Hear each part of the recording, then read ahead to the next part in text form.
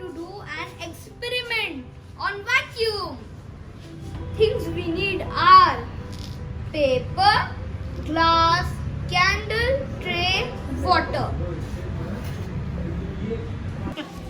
Take a sheet of paper and dip it in water. Now place the paper on the tray. Take a candle and light it with the help of a lighter.